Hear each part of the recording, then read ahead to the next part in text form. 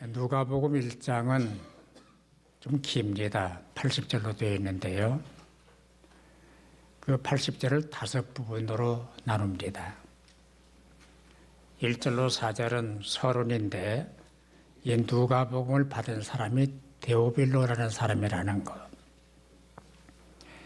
그리고 5절로 25절은 세리완이 태어날 것을 예고를 하고 있고, 또 26절로 38절은 예수 그리스도가 태어날 것을 예고를 합니다. 그리고 39절 56절은 예수님을 잉태한 마리아와 세리완을 잉태한 임신한 엘리사벳이 만났다는 얘기. 그리고 57절로 80절은 세리완이 이렇게 태어났다 하는 기사를 다루고 있습니다.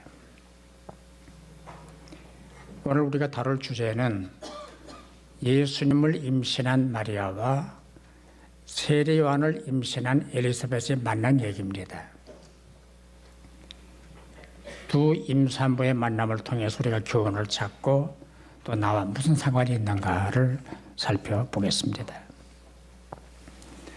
당시 마리아는 나사렛이라는 마을에 살고 있었습니다. 그리고 엘리사벳은 인근 산동네에 살고 있었습니다.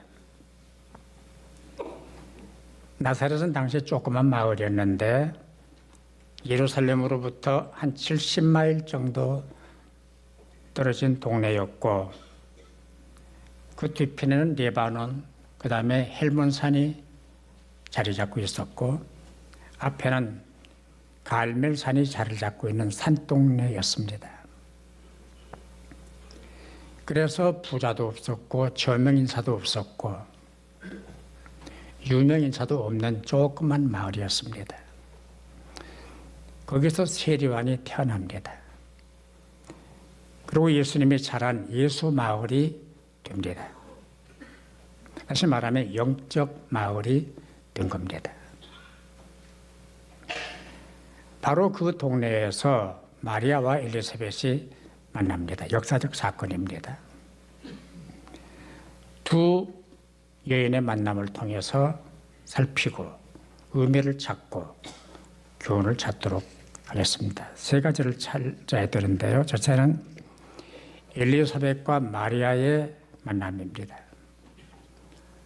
누가복음 1장 36절을 보면 두 사람을 친족이었다라고만 설명합니다. 다른 설명이 없어요. 어떤 관계인지 어떻게 친척이 됐는지 설명이 없습니다. 아시는 대로 친족이라고 하는 것은 가까운 사이, 또 친척, 그런 뜻이 아니겠습니까? 친척끼리 만나는 건 당연한 일이죠. 저도 그렇고 여러분도 그렇고 한평생 동안에 많은 사람을 만납니다. 부부가 만나고 가족이 만나고 이웃이 만나고 친척을 만나고 친구를 만나고 요즘 외국 사람도 만납니다. 친척이어서 만나는 경우도 있고 그냥 아는 사이여서 만나는 경우도 있고 처음 만나는 사람도 있고 꼭 만나야 될 사람도 있고 만나면 안 되는 사람도 있습니다. 그 만남 때문에 인생이 바뀌고 성공한 사람도 있고 그 만남 때문에 인생이 망가지고 실패한 사람도 없지 않아 있습니다. 세 가지 경우를 들 수가 있는데요. 하나는 꼭 만나야 될 사람, 유익한 사람 있고요. 두 번째는 만나도 그만, 안 만나도 그만인 사람. 셋째는 절대로 만나면 안 되는 사람. 만나면 손해가 되는 사람. 만나면 해가 되는 사람. 그런 사람도 있어요. 사람이 사람을 만나는 것은 당연합니다. 그러나 도움이 안 되고 인생을 망치고 손해가 되는 사람을 가까이 만날 필요가 있겠습니까? 그럼 뭐하러 만납니까? 왜 만납니까? 잠언 17장 12절에 말씀합니다. 차라리 새끼 빼앗긴 앙콤을 만날지언정 미련한 일을 행하는 미련한 자를 만나지 말아라 그랬어요. 내 인생을 망치고 내 삶을 망가뜨리는 어리석은 사람을 만나지 마라 그런 뜻이에요. 왜 그런 사람을 만나야 합니까? 행여라도 지금 여러분이 만나고 교제하는 사람, 그런 사람은 없습니까? 좀 살펴봐야 돼요. 원래 하나님의 사람을 창조하실 때 남자와 여자가 부부가 되어 함께 살도록 창조를 했습니다. 창세기 2장 18절을 보면 여호와 하나님이 이르시되 사람이 혼자 사는 것이 좋지 아니하니 내가 그를 위하여 돕는 배필을 지으리라 그랬습니다. 하나님이 주신 모든 피조물 가운데 나쁜 건 하나도 없었어요. 다 좋아요. 그래서 창세기를 보면은 좋았더라, 좋았더라, 좋았더라, 좋았더라, 좋았더라 심해져 7번. 좋다, 좋다, 너무 좋다. 근데 좋지 않단 말이 한 번 나와요. 딱 한 번 나와요. 2장 18절인데 좋지 아니하니라. 아담 혼자 사는 게 나쁘다. 좋지 않다. 그래서 하나님이 하와를 창조해서 같이 살라고 부부를 만들어 주신 거예요. 부부에게 주시는 바울의 교훈이 있습니다. 아내들이여 자기 남편에게 복종하기를 주께 하듯 하라. 교회가 그리스도에게 하듯 아내들도 범사에 자기 남편들에게 복종할지니라. 남편들아 아내 사랑하기를 그리스도께서 교회를 사랑하시고 그 교회를 위하여 자신을 주신같이 하라. 에베소 5장에 나오는 얘기 아닙니까? 제가 결혼식 주례할 때마다 있는 성경 구절이에요.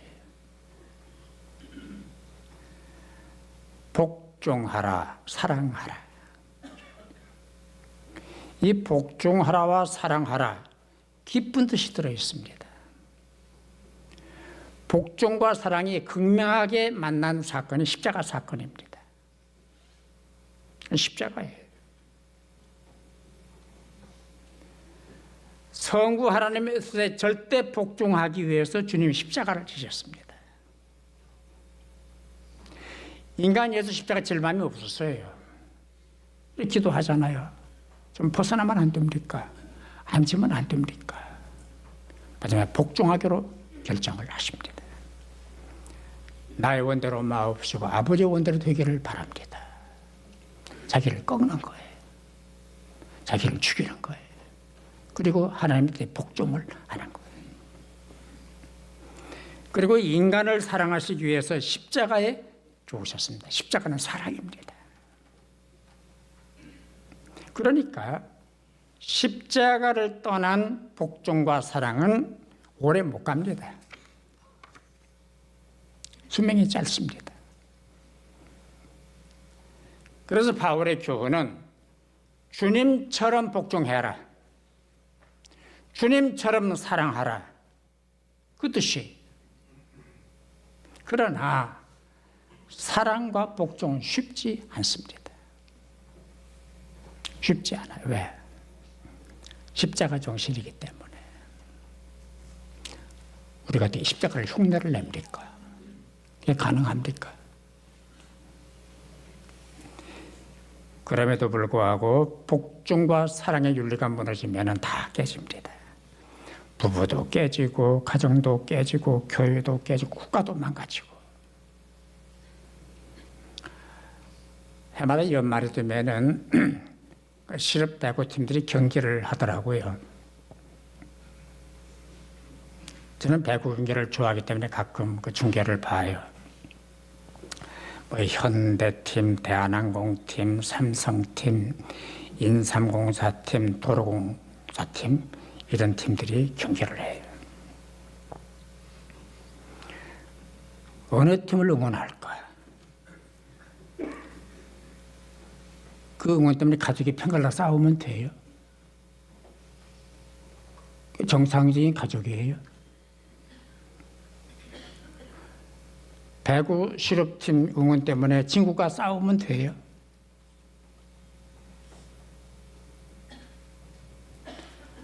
제가 가만 생각을 해봤어요. 보니까 다 저하고 인연이 있더라고요. 현대팀은 현대자동차를 타잖아요. 대한항공팀은 대한항공 비행기를 많이 타거든요. 삼성팀은 삼성 핸드폰 쓰잖아요. 임상공사는 뭐 먹어요? 인삼차를 마시잖아요. 도로공사팀은 거의 매일이다시피 그 사람들이 만든 도로를 달리는 거예요. 다 내 팀이야. 다 내 팀이더라고.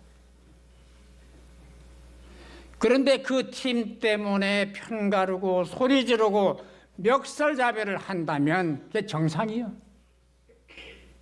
그게 정상이에요. 내 편, 내 편, 편가르면 깨집니다. 서로 핥히고 뜯고 싸우면 무너집니다. 그건 가정도, 교회도, 국가도 마찬가지예요. 깨져요. 그래서 국론 분열이 가장 무서운 적인 거예요. 국론 분열 획책은 사탄의 역사입니다. 그건 안 됩니다.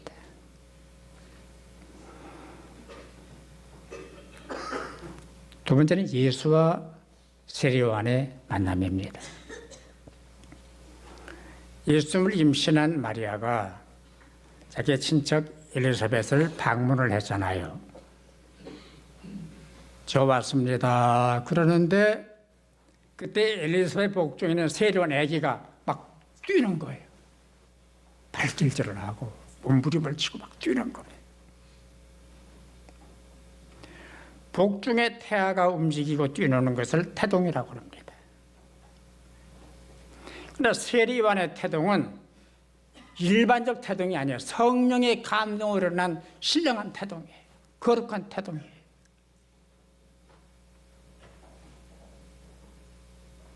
일반적 태동이 아니에요. 성령이 역사했다고 성경에 기록이 되어 있어요. 그러니까 마리아와 엘리사벳과 마리아의 만남은 보통 만남이에요. 예수와 세례요한의 만남이에요.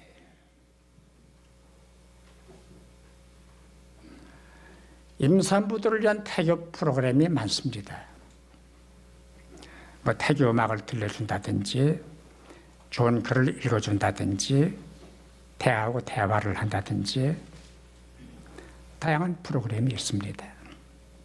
그러나 제일 좋은 프로그램 태교가 뭐냐? 신앙적 태교예요. 엄마가 태아를 위해서 기도를 합니다. 그리고 찬송을 들려줍니다. 엄마가 찬송을 부릅니다. 성경을 읽어줍니다. 설교 테이프를 듣게 해줍니다.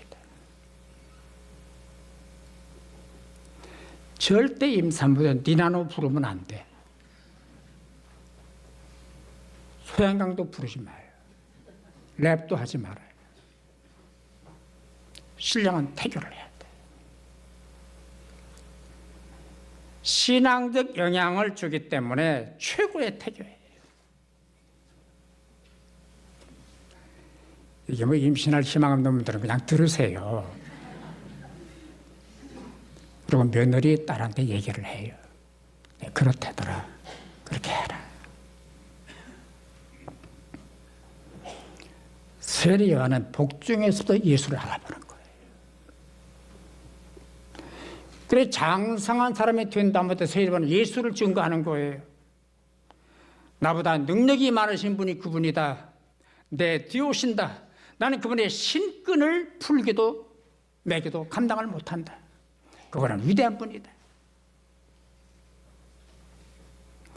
만남 중 가장 행복한 만남, 가장 최상의 만남은 예수를 만나는 거예요.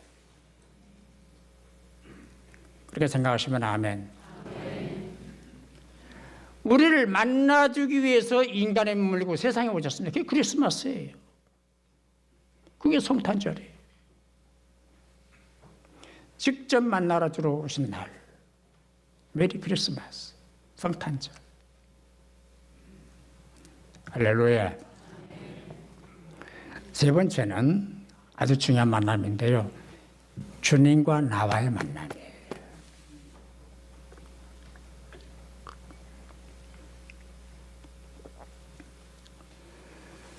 1878년 2월 8일 비엔나에서 마르틴 부버라는 사람이 태어났습니다. 공부를 많이 해서 45년이 지난 다음에 나와 너라는 조그만 책을 썼습니다. 번역본으로 한 180쪽 정도 되는 거니까 큰 책이 아니에요. 그런데 이 책이 전 세계 철학자들, 전 세계 신학자들에게 엄청난 영향을 미쳤습니다. 아주 대단한 책입니다. 마르틴 부부가 그 책에서 강조하는 것은 요약하면 간단해요. 모든 인간은 관계를 맺고 만남을 갖는다. 나와 너의 만남이 있고 나와 그것과의 만남이 있다. 그런데 형식적이고 피상적인 만남은 인격적 관계가 아니다. 진정한 만남이 아니다. 그리고 일시적 관계, 기계적 관계, 물질적 관계는 참 만남이 아니다. 그래서 가장 중요한 만남이 있다. 그건 하나님과의 만남이다. 하나님을 만나는 것이다. 이게 진짜 만남이라고 얘기를 합니다. 최고의 만남, 행복한 만남, 하나님 만나는 거예요. 사람 만나 교제하는 것도 중요하지만은 하나님과의 만남과 어떻게 비교를 할 수가 있겠습니까? 어떻게 비교가 되겠습니까? 저는 늘 그런 생각을 해요. 내가 만일 하나님을 만나지 못했다면 어떻게 됐을까? 만일 하나님이 나를 만나주지 않으셨다면 내가 무슨 꼴이 됐을까? 뭐가 됐을까? 를 생각하면 감사하고 감동스럽고 감격스러워요. 정리하겠습니다. 왜 예수님을 만나면 행복한가? 두 가지. 하나는 나를 구원해 주셨기 때문입니다. 제 경우를 살펴보면 오늘이 이렇게까지 저를 낳아주신 부모님이 계시죠. 함께한 가족들이 있죠. 저를 이끌어준 은사님들이 계시죠. 제 목표를 도와준 많은 분들이 있죠. 충신교회가 있죠. 제 건강을 돌봐준 분들이 있죠. 힘들고 어렵고 외로울 때 힘이 돼준 사람들이 있죠.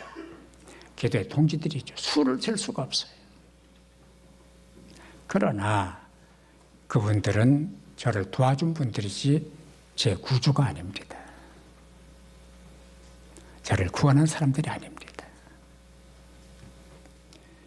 나를 위해 십자가를 지시고 생명을 버리시고 나를 구원하신 분은 오직 한 분, 예수 그리스도. 예수 그리스도. 예수밖에 없어요.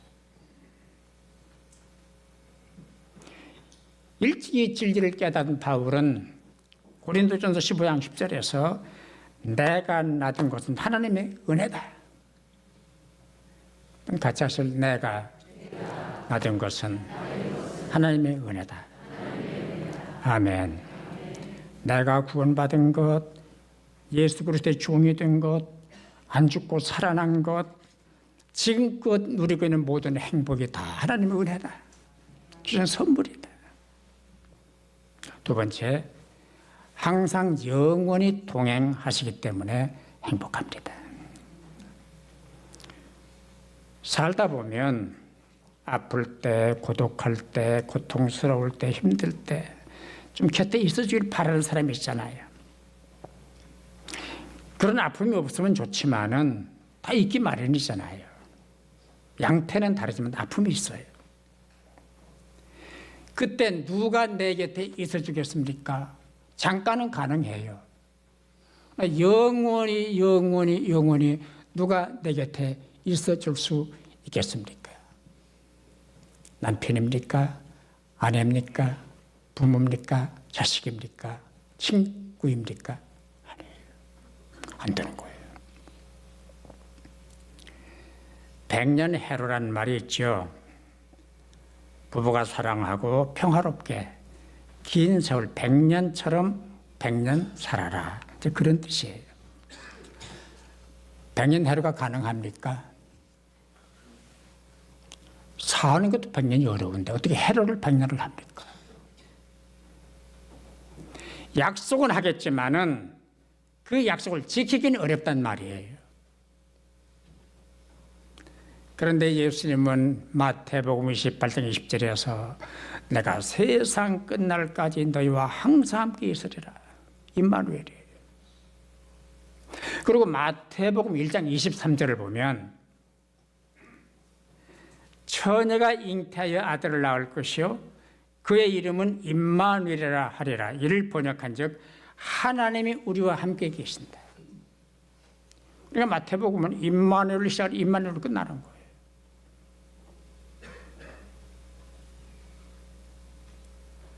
항상인 말의 뜻은 모든 날 동안 모든 날 전체 과거, 현재, 미래 통틀어 그런 뜻이에요. 예수님 밖에서 실패는 회복이 어렵고 예수님 밖에서 겪는 고통은 극복이 어렵습니다. 하지만 예수님 안에서 겪는 실패, 고통, 아픔, 절망, 좌절은 극복과 회복이 가능해요. 왜? 함께 하시기 때문에. 하나님이 영이시고 거룩하신 분이기 때문이고 우리는 육체이기 때문에 만나기 어렵습니다. 못 만납니다. 구약에서 하나님 직접 만나면 죽었습니다. 그래서 하나님이 인간의 몸을 입고 이 땅에 인간의 세계에 오신 거예요. 그게 성탄절이에요. 그래서 오신 거예요.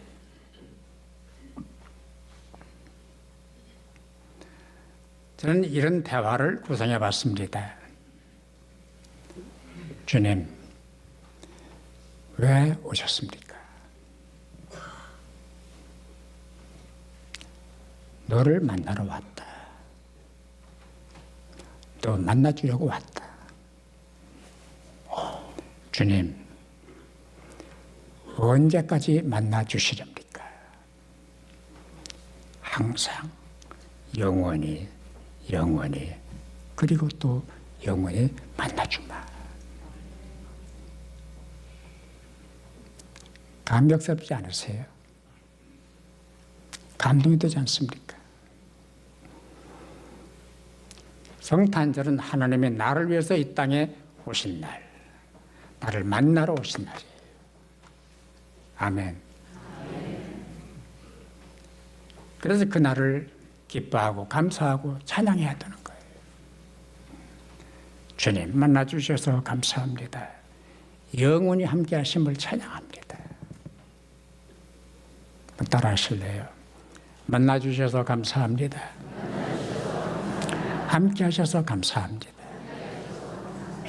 아멘. 기도하십시다.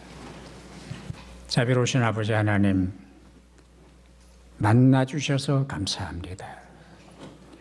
만나러 오셔서 감사합니다. 영원히 함께 하심을 감사합니다. 이 좋은 만남 때문에 행복한 사람들이 되게 하여 주옵소서. 행복을 잃어버리지 않게 하여 주옵소서. 제멋대로 살지 않게 하여 주옵소서. 주님과 함께 주님 때문에 주님을 위하여 이 믿음과 고백으로 하루를 살게 하여 주옵소서. 예수님의 이름으로 기도하옵나이다. 아멘.